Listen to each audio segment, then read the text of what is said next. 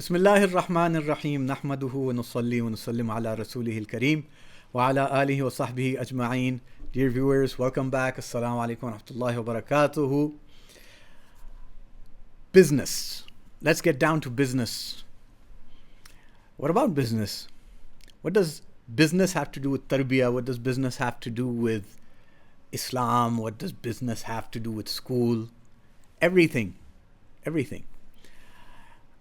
I mean, I could talk about this for hours, and we will make several videos in this regard. But one thing, when I was establishing the school and thinking of its vision, its purpose, one of the main pillars and components for me is how our factory model schools are only geared to produce cogs and widgets, meaning pieces for the capitalist machinery to work somewhere, just to get a job somewhere. And how the spirit of entrepreneurship is absolutely eliminated from our children.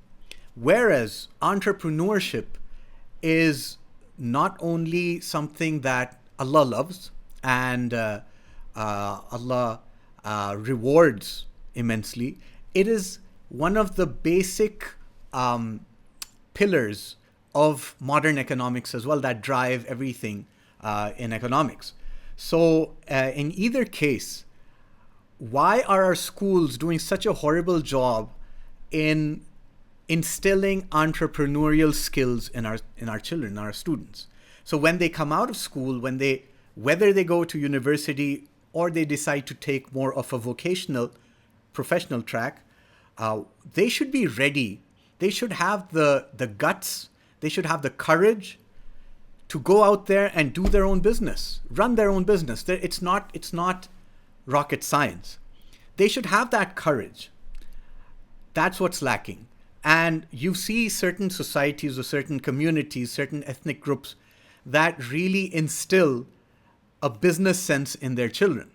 And their children are fearless when they take out any product or service out in the market. They're able to market themselves. They're able to, secure financing if necessary. They're able to move forward, bring an idea, and bring positive change. The other thing is that Allah subhanahu wa ta'ala has distributed rizq, and out of the 10, if there are 10 parts of rizq, Allah has given 9 parts to people who run businesses, to entrepreneurs. So there's a lot of barakah in tijara, in entrepreneurship. And Rasul sallallahu alaihi wasallam, he's told us that that the honest, trustworthy trader, the honest, trustworthy entrepreneur will be in Jannah with the prophets and the Siddiqeen, the Shuhada and the Salihin. So that's how easy it is. On the day of Qiyamah, it will be announced where are the people whose business did not make them neglectful of salah and zakat and fulfilling Allah's orders and remembering Allah.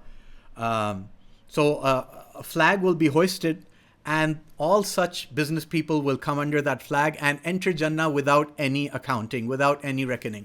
So that's how much Allah loves people to go into business. Now, what we do at Unity International School, one of the things we're doing is we're combining project-based learning with development of entrepreneurship and entrepreneurial skills. So with our grade 6 and grade 7 students, the project they're doing this semester, this term, they are working on social entrepreneurship, and that's another level. And I'm really proud of my team and our students that they are going through this entire project. It's wonderful. And I'm having a lot of fun with it as well. But basically, social entrepreneurship aims to create a positive social impact while promoting Islamic values. So Rasul sallallahu alaihi wasallam, he told us, "Khayrun nas man yanfa'un nas," or another riwayah is, "Khayrun nas anfa'uhum lin nas," that the best of people are those who are most beneficial to other people. So not only should business be a means of earning profit so you can live your life and fulfill your needs, but it should have positive social impact. And that is also something that is missing from our education. That how do we make our businesses socially responsible and uplifting our community and society.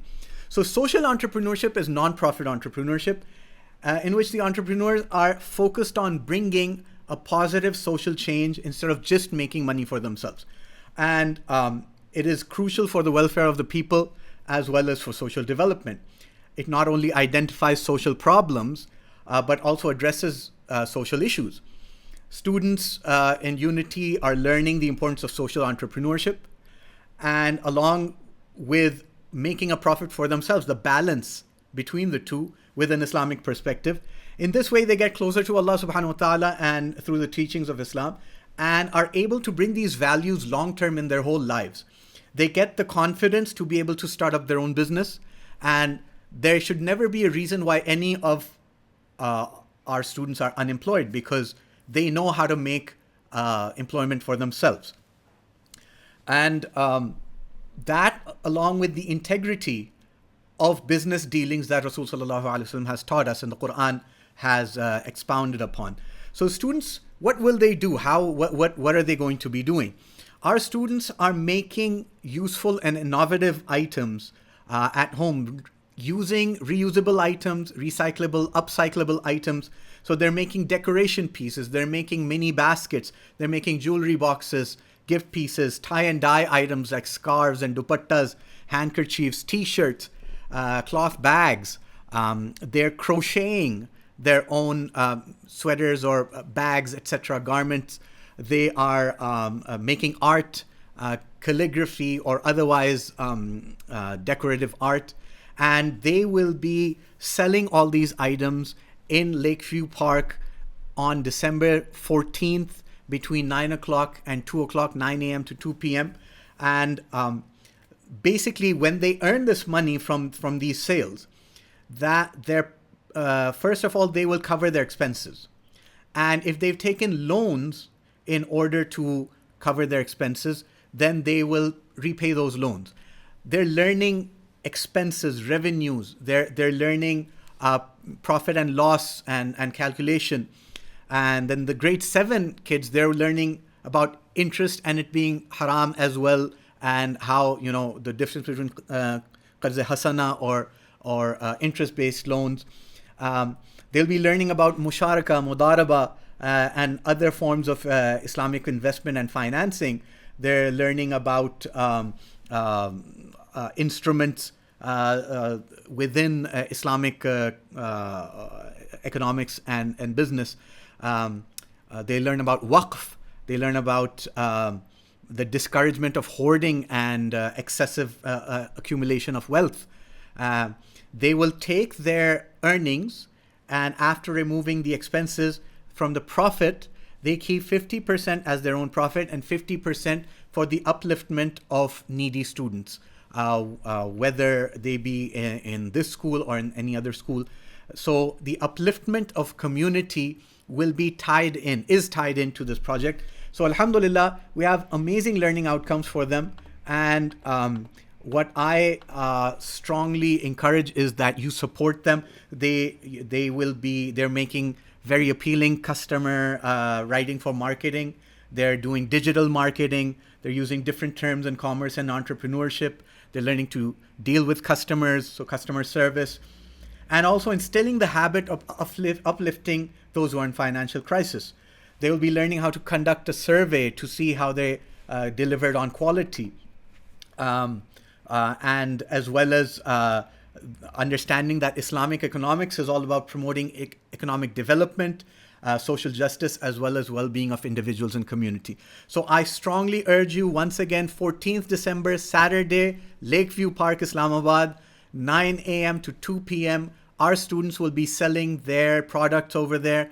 Please go there in hordes, buy all their things, and they're good things. It's not just for sympathy. You like the stuff they're making, and I strongly urge you to support them so that we have strong businessmen, strong businesswomen in our community in the future. Assalamu alaikum.